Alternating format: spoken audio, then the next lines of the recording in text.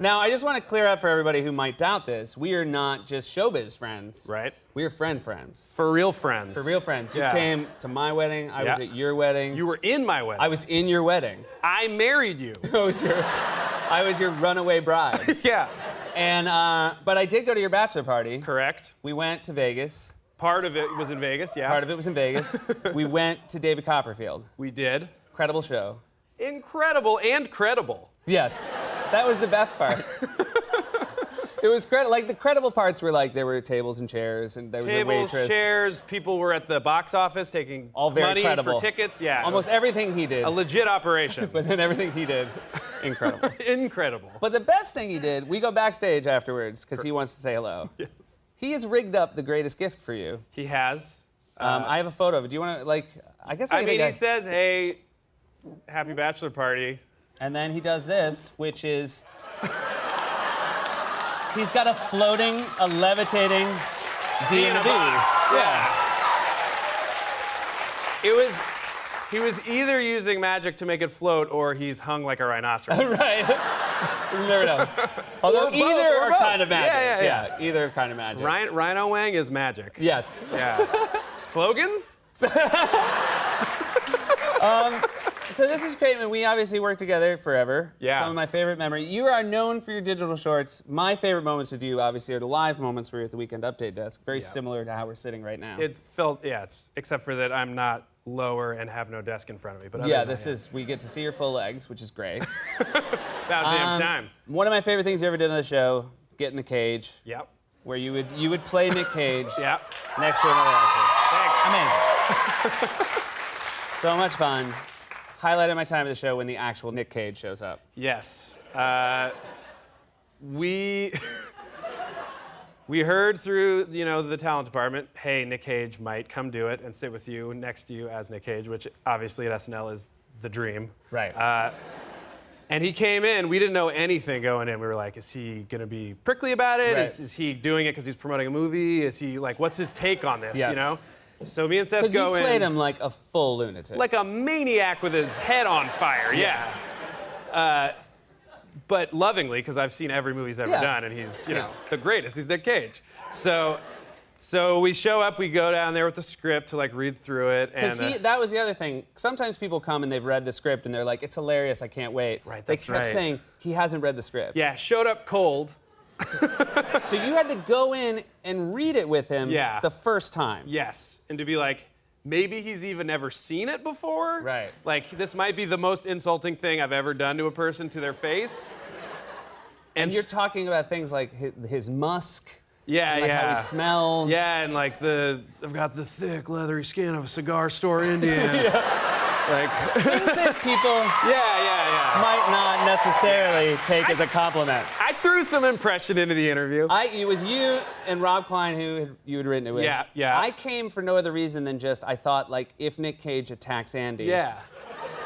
I will immediately run for help. For help. Yeah. After you see it and Yeah. bank it. So we read through it, and I mean, it was like looking in a mirror, obviously. Yeah. For him. Even more correct. Yeah.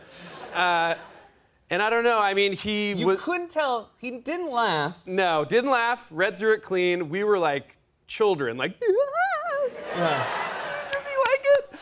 And at the end, right, he looked up and he was like, yeah, that's good.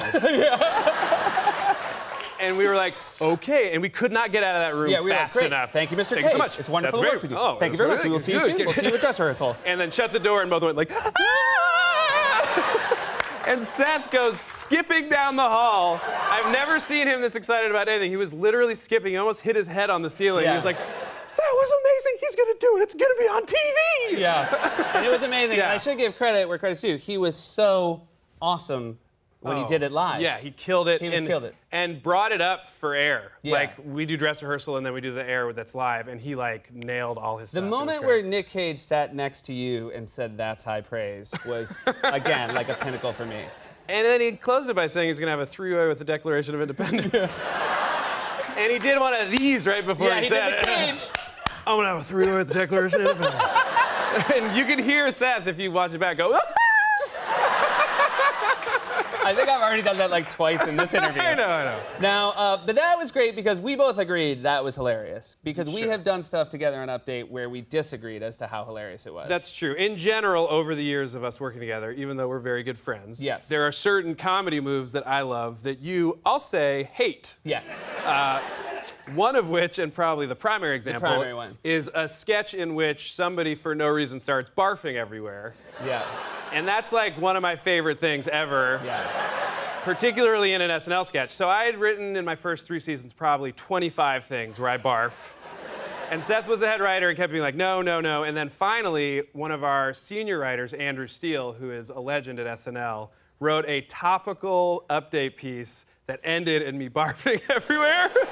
And it was like, we all knew we had to By the do way, it. Not barfing everywhere. You barfed on me. It was a perfect. It was like not only I would have hated it if I was backstage. Not only was I backstage, I was next to you and you were barfing on me. Yeah. You barfed more. You talked to the special effect guy and said more barf than we planned. More than we planned. And my least favorite thing about when people barf on SNL is because it's a tube running up their wrist. Yeah. People don't barf the way they barf in real life. They gotta be, oh no, I'm gonna barf.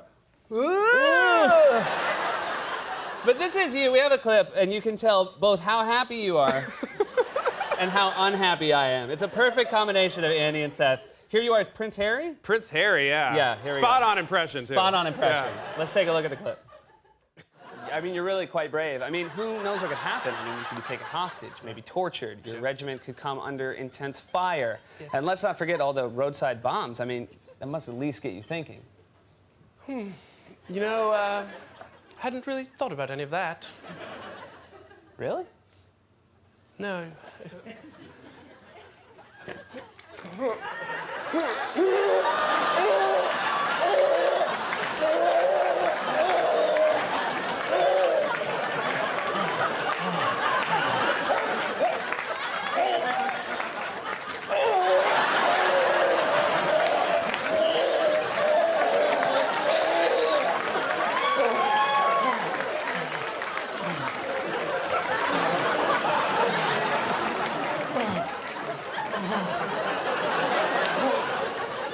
Sorry. Sorry. Prince Harry, everybody. Did not grow on me. No. So I want to talk about Brooklyn Nine-Nine, one of my favorite shows on TV. You're so great in it. I love you. I went to the Golden Globes, and the best movie. Andre Braugher has been one of my favorite actors forever.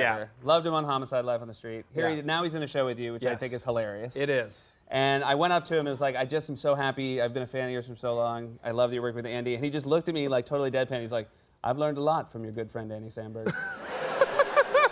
And I thought he was doing a bit, but then he wasn't. No, he's for just real. learned a lot from you. Yeah, I teach him every day about the craft, and no, It's he's such way a good show. You have way such better an than me. incredible cast. Yeah, we got a killer crew, our writers. The whole thing is so fun to do.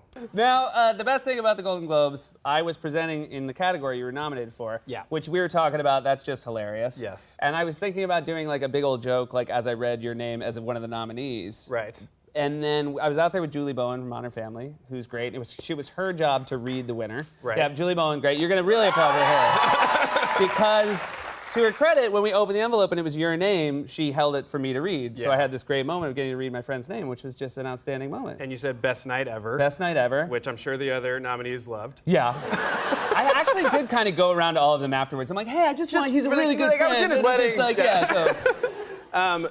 The best part for me, just walking up on that stage, the look on your face was like I was your son or brother or something. You were like so excited. I was so excited. I think there's a really good picture of it that's like over my shoulder. There you are. I am, I'm so happy. Pure glee. Yeah. Can we tighten in on it? I just want to see more. Yeah. Oh, no. Very enthusiastic And I- Little League coach. Yeah. Yeah. But the best thing about Seth is like you think, oh yeah, it's a Golden Globe, that's such a huge deal. But he's just like that with me and all his friends. He's so supportive, you know, like you've been that way at other things recently. Like me and my wife Joanna were at the Vanity Fair party after the Oscars, and I mean, can we see that too? There you are in the background. Yeah. I was Yeah. happy to see you guys. You look great. I was psyched. very happy, yeah. And I'm like, it's just a carpet, man. But you Yeah. were like, no, I'm so proud of you. And then, like, here's one with me and Bill Hader watching Laser Cats. You're watching us. Okay. No, that's. Yeah. I know for a fact that's not real. That's a real. You love Laser Cats. That's not true. There's a few more, I think. Can we see the next one? This is just you watching Phoebe Cates Okay. in Fast Times at Ridgemont High. I was excited. I think everybody was excited when that You happened. could replace any man's head into that Yeah, photo. I'm fine with that one. But this one I was actually kind of surprised by. I didn't know that this is where your politics fell, but you at Putin's last speech. yeah. He, you can tell, is not as happy that I'm there. No, he's like, He said when we went up there, he's like, just be cool.